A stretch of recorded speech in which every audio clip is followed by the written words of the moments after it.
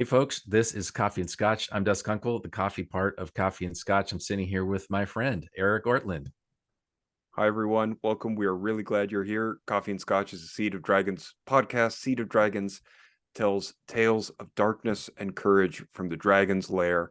Dust has the coffee ready. And once Yes, again, I I do. don't have any Scotch ready, completely killing our cool name. So it's my fault. Blame me. Well, And you're on the other side of the ocean, so we'll go with that. You're in England, and I'm over here in the West Coast. So I did wear my best coast West Coast T-shirt today, just to represent. and I don't even own a West Coast t-shirt. So today we're talking about a very lovely poem that gave us our name, Seed of Dragons. Dust, I wanted to say, you and I have been doing Seed of Dragons for a long time. We just didn't call it this. In Yeah, fact, I think it's fair to say that, the campfire started over 20 years ago in Scotland, and it hasn't gone out. It's only recently that we thought we should start inviting other people to this. yeah. Um, but we didn't call it Seed of Dragons. We kicked back and forth a lot of names, and I actually really like it. And it's from just a beautiful poem by J.R. Tolkien, and we wanted to talk about it. That's right. And it's what's nice is it's on the Seed of Dragons website, which is right up in front of you if you're watching this with us. And the whole poem is right there, Philomethos to Mesometos. And the quick backstory is that this was written by Tolkien to his friend C.S. Lewis. They went on a long walk one evening on the grounds of the university, and they were having a conversation about myth and reality and the meaning of life, stuff that good friends have with one another, right? Anytime you're on a good walk, at some point, you start having great conversations about things that really matter. And then Tolkien goes home and basically, from what we understand, wrote this poem. So that's the backstory, and he dedicated it to the one who does not love myth from the one who does love myth, right? Yeah. Yeah. All right, Dust, you get the first swing at this. Tell me something you love about this poem. Do you want to just start at the Yeah, beginning or halfway through? yeah. I was marking up my copy earlier today in preparation for this, so go ahead, you Well, first. sadly, for those of you watching, we're not going to read this entire poem to you. Although maybe that'll be someday down the road. The Coffee and Scotch podcast will be a long form reading of the entire poem. You can do that on your own if you want, but we're gonna pick and we're gonna cherry pick right now and just start that way because we think that's a good way to get you involved in this. And if you want to read it the whole thing on your own, great. For me, I mean, there's so much great stuff in here. I love the little passage that starts out with this line. I'm going to read it out loud.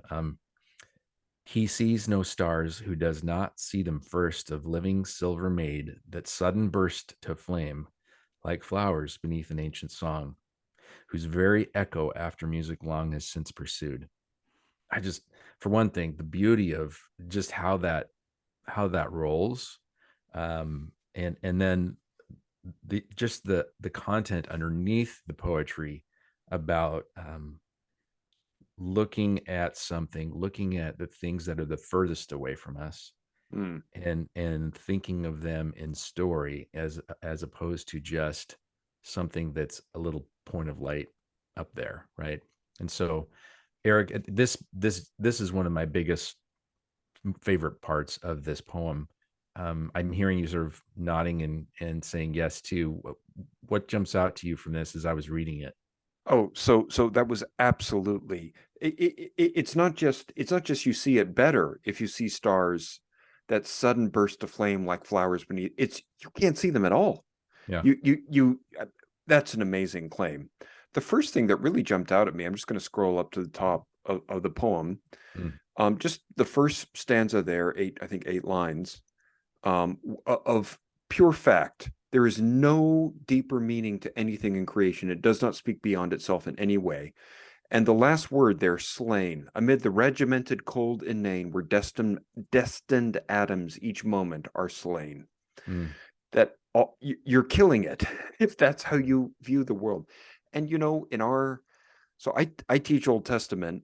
I am Mm. every day in this very, very weird, different, ancient foreign culture. I think the ancient Middle East is about as different from modern Western culture as could be.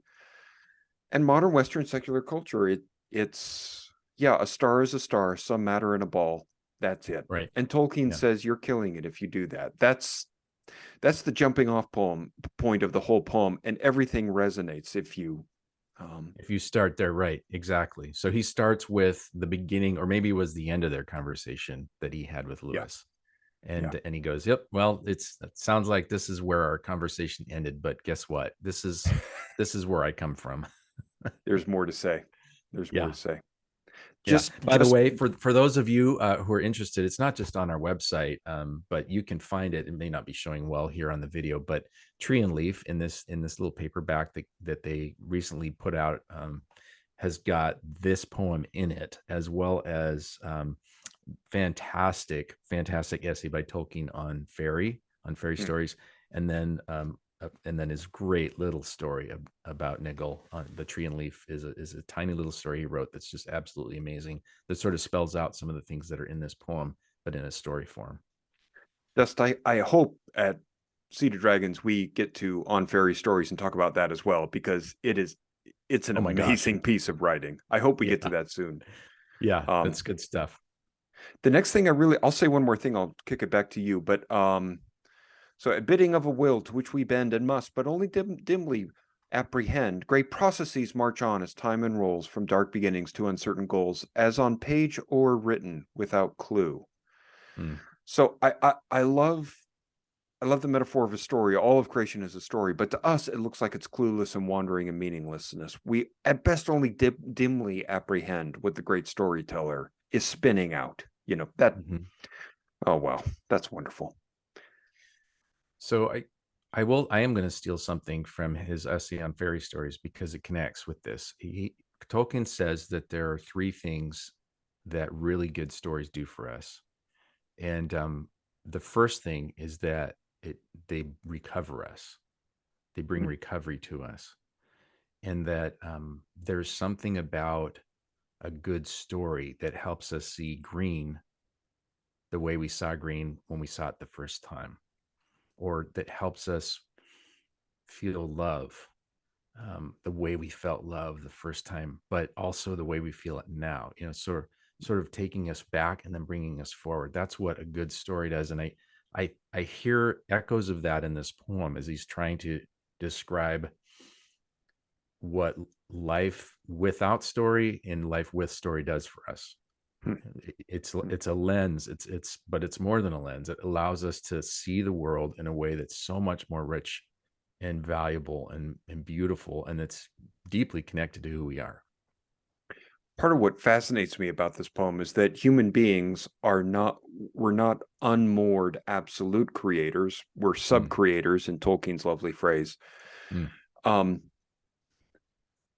but we're not merely passive recipients getting data from the outside world. We are shaping it and naming it Yeah, in some we're way. He part of gets it. into this Yeah. he gets into this a little lower, but don't you just love the large, slow oddity of cows? I read that earlier this afternoon. It is a gorgeous spring April morning here, bright sunshine and clouds. And I read that line. I thought, I can see that cow right in front. Like, can't you see the Yeah. cow? Dust? Yeah. And it's not just Yeah. the cow, the large, slow. Like, what does it mean? It's just this oddity that won't quite fit. Anyway, Well, hey, let's hang on. Go back to that for a second, sorry. because we gotta do. The poet in me says, I just want to read that whole little beat that piece. Go So for it. the Go for it. the movements of the sea, the wind in the boughs, green grass, the large, slow oddity of cows, thunder and lightning, birds that wheel and cry, slime crawling up from mud to live and die. These each are duly registered in print, the brain's contortions with a separate dent.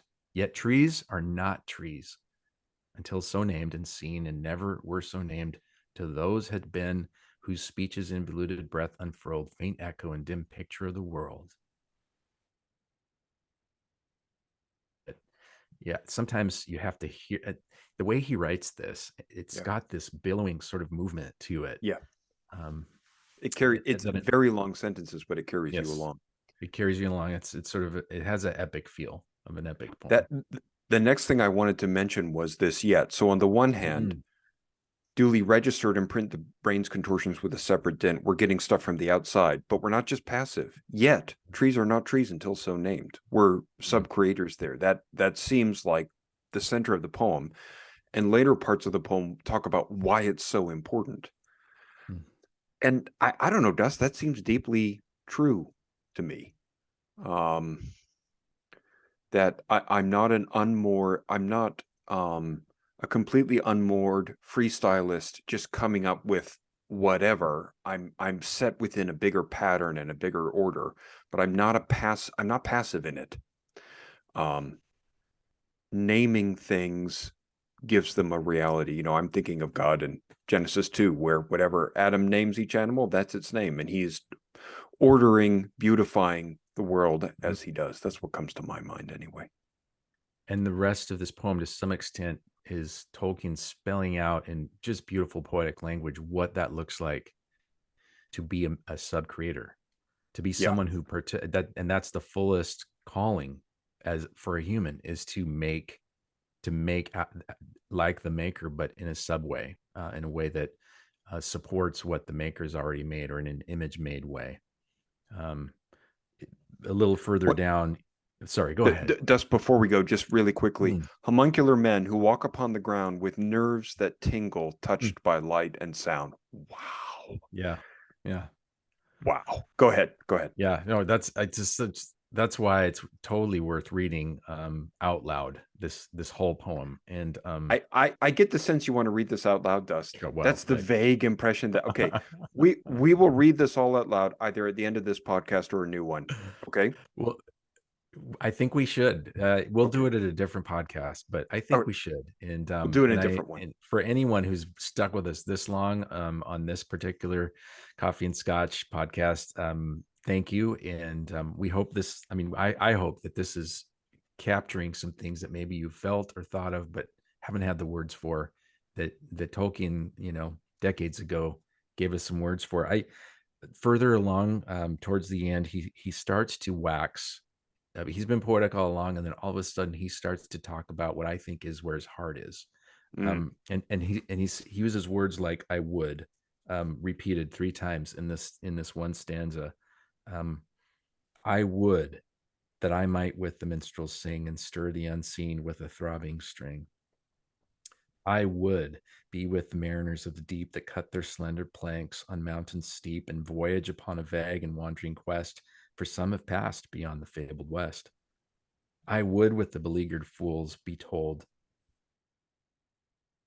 their fastness to wear their gold and pure and scanty, yet they loyally bring to mint an image blurred of distant king, or in fantastic banners weave the sheen, heraldic emblems of a lord unseen.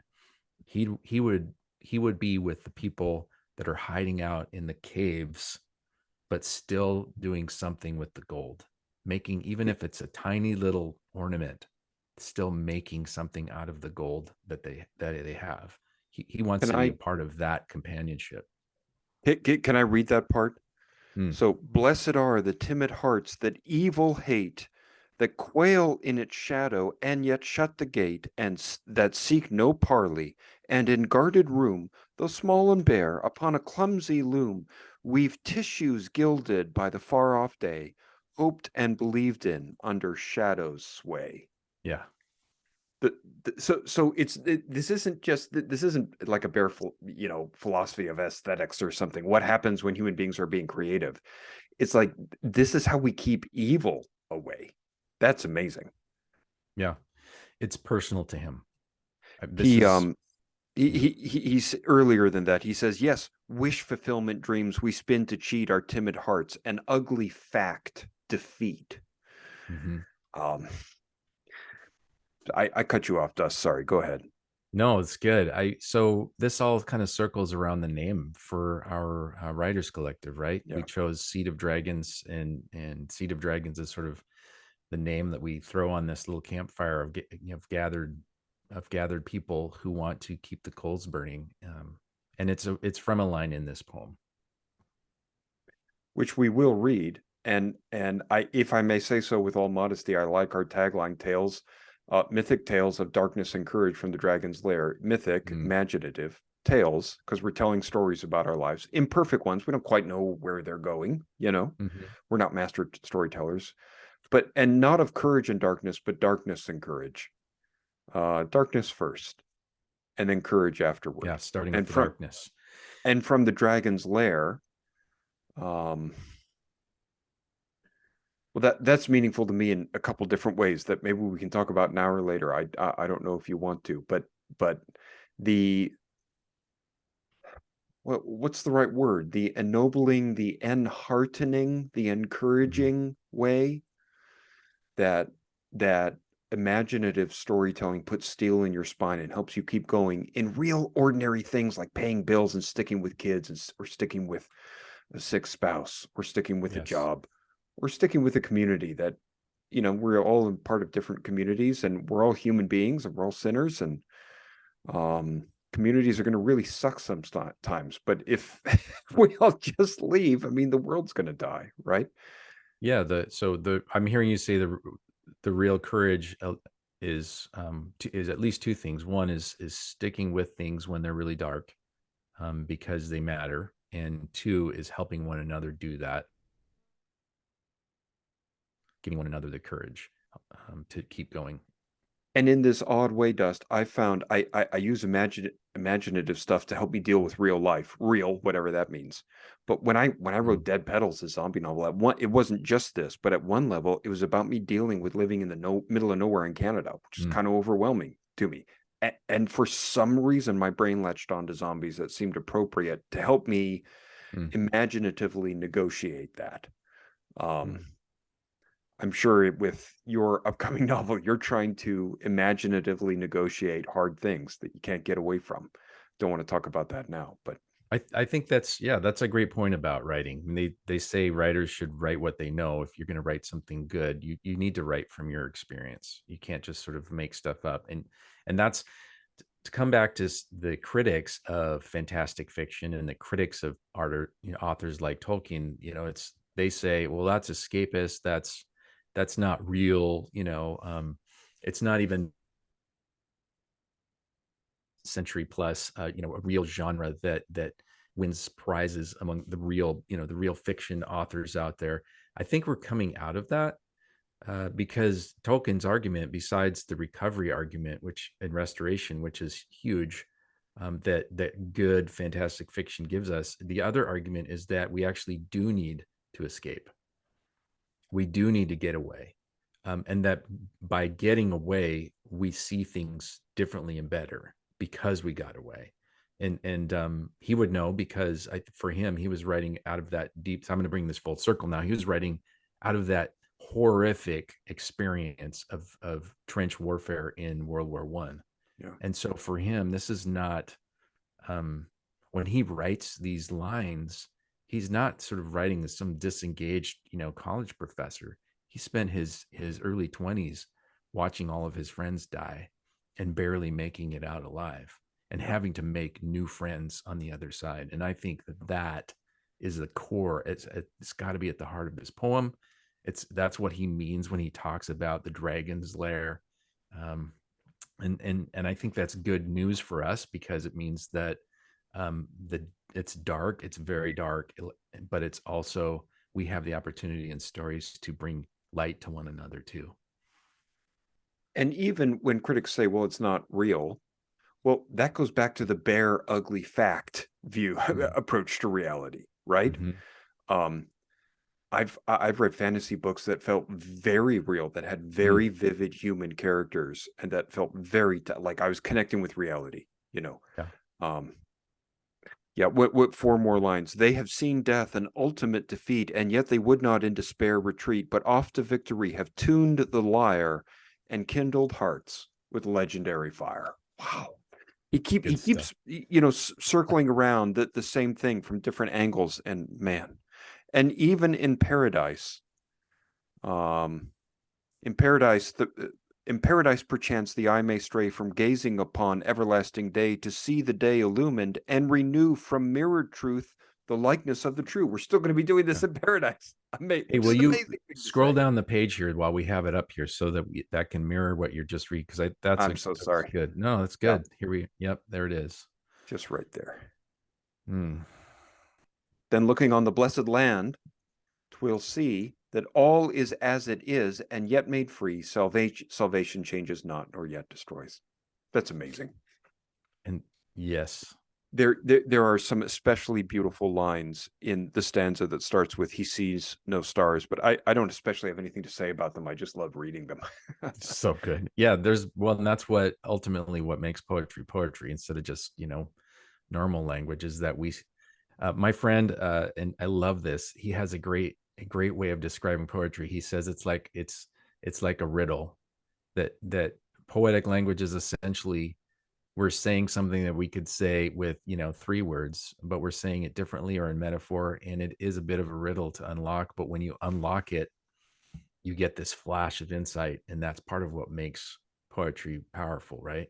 Yeah, Um, yeah, Yeah, it's in paradise, perchance the eye may stray from gazing on everlasting day to see the day illumined and renew from mirrored truth the likeness of the true. So, beyond the mirrors, there's something that shines onto the mirrors that is everlasting, that's real, and that is that those are the banners, those are the rays, or whatever you want to, the poetic language that Tolkien is using. That is what the artists, the makers make. All of us, those of us who make wooden bowls, like a good friend of mine makes beautiful crafted bowls out of old ancient wood. Those of us that write poetry, those of us that paint, those of us that live creatively in the lives that we have, because I think that even that is connected to this. yeah. And it's our right as sub Mm. creators. Hmm. It's not just something we personally choose to do. It's what we've been put together to do and what we've been made to do. Mm. This is great stuff, Eric. I think maybe at another time we can read this whole poem and have a little bit more of a 30,000 foot view of it. But this has been an opportunity for us to just dig into what we like about it and little phrases here and there, and connect it a little bit to Seed of Dragons for those of you that are just getting to know us. It does capture a lot of what this friendship between the two of us has been about for the last decade plus. It absolutely has been dust. Thanks for taking the time with me. For everyone watching, you are very welcome here. It is very dark, but you are among friends. You're among friends.